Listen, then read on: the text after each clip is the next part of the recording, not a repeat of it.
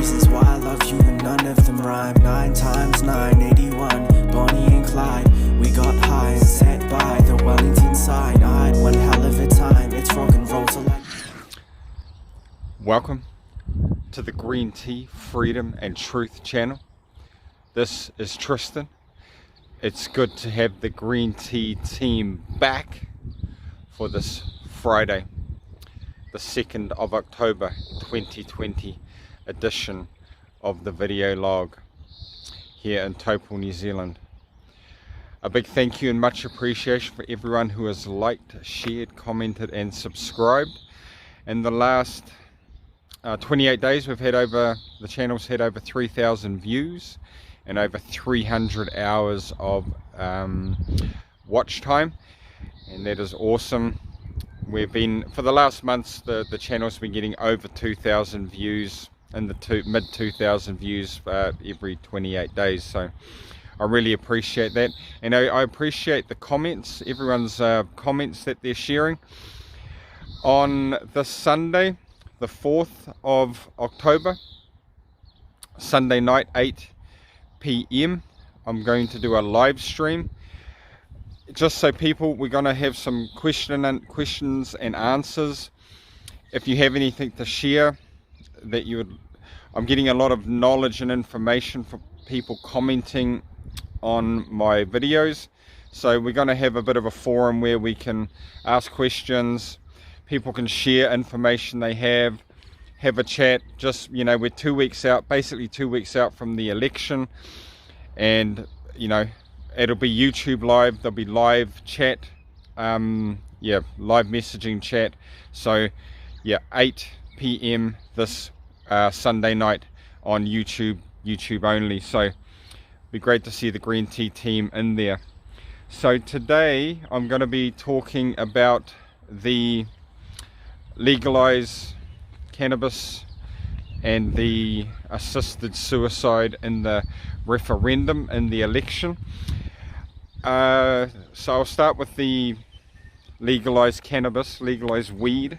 I grew up in South Auckland in the 80s, and you know, weed was around, and I have seen firsthand in South Auckland, where I got brought up, the negative effects marijuana has on a lot of people, on, you know, mental health, you know, motivation, and that a lot of, I have not seen any positive things come out of marijuana use and marijuana being in the community.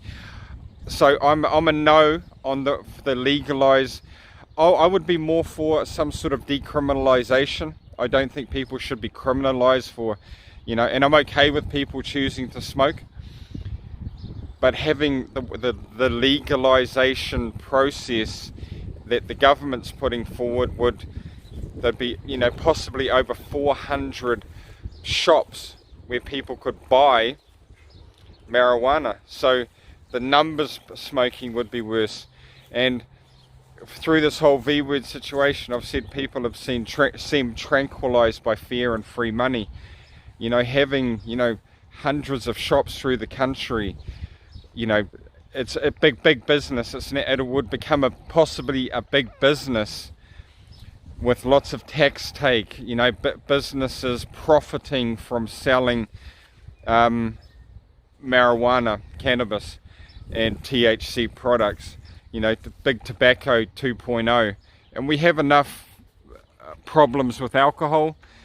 So some sort of decriminalization I would prefer, this legalization and having it more accessible, you know. And I've seen firsthand, you know, mental effects, all kinds of negative effects. I've never seen in my experience, you know, positive effects coming from you know, excessive and marijuana use. Hey, some people can smoke it and it's all good, but that hasn't been my first-hand experience.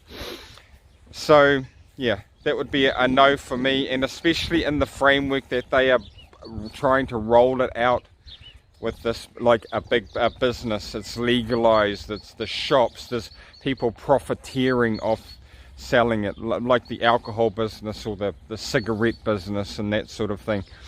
Hey, I think we need to educate, we need to get people more informed, and yeah, not be promoting it so much. But if people choose to smoke, I don't think they should be criminalized if they, had a plant and, chose to do it. But when it's a big business, that's a no for me. And for the assisted suicide end of life bill referendum, which is upcoming at the election in a couple of weeks, I'm not an expert. I have gathered knowledge. I've researched it. I have trusting my intuition, my conscience, any spiritual study I have done, and I am a no for the assisted suicide. Some of the reasons I am a no for that is,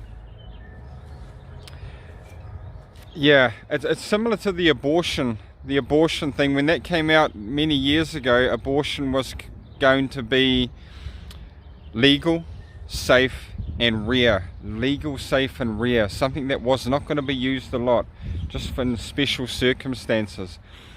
And now there's millions of babies and fetuses aborted every year through abortion. Now there's late term abortion. Now there's an aborted baby cannot be resuscitated. They refuse to resuscitate it. It's become it's gone a lot further than initially, it was said to go. And in countries that have end of life bills and assisted suicide bills currently, Oregon in the USA has one, Belgium has one, Netherlands has one. And in all of those countries that have some type of end-of-life assisted suicide bill, their numbers year on year are increasing. Hundreds more, the percentages going up every year of more people that are being, doctor-assisted suicide.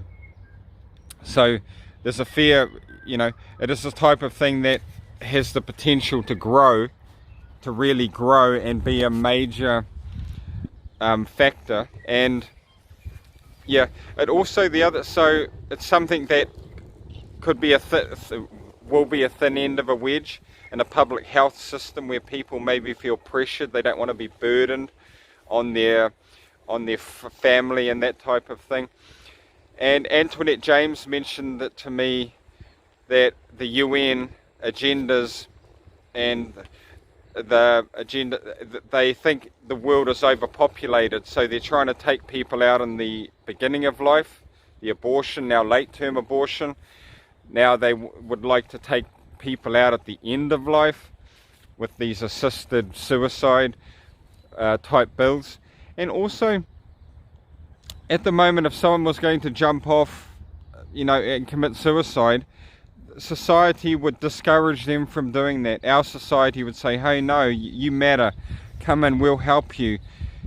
So we would be basically saying it is okay to end it all. It is a more of a neutral stance, saying that, suicide, it is assisted, someone is administering and taking the life of someone, assisting them in killing themselves. And that changes the perception and what the public thinks about someone taking their life. I think there is too much room for it to go, to be misused, and I think who knows where it's going to end up. Who knows where this legislation in 15-20 years, all these other countries that have it, year on year, more people are doing it.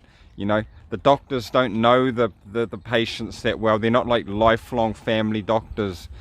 We don't know the pressures that may be brought to bear on people in these challenging times when they're sick. and suffering. You know, we have good medication, we can make people comfortable and, you know, alleviate a lot of suffering for people that are in these difficult times of their life. So yeah, I'll leave a link. I watched a good video from Robert Preston, the Oxford Union, and it really is a public safety issue. Yeah, and the doctors are at the centre and will be at the centre of the assisted suicide process, and the risk for error is high. So please leave your comments and what your thoughts are on that. Please like, share and subscribe to the channel. Have courage, speak your truth, support each other, have faith and have fun. Peace out.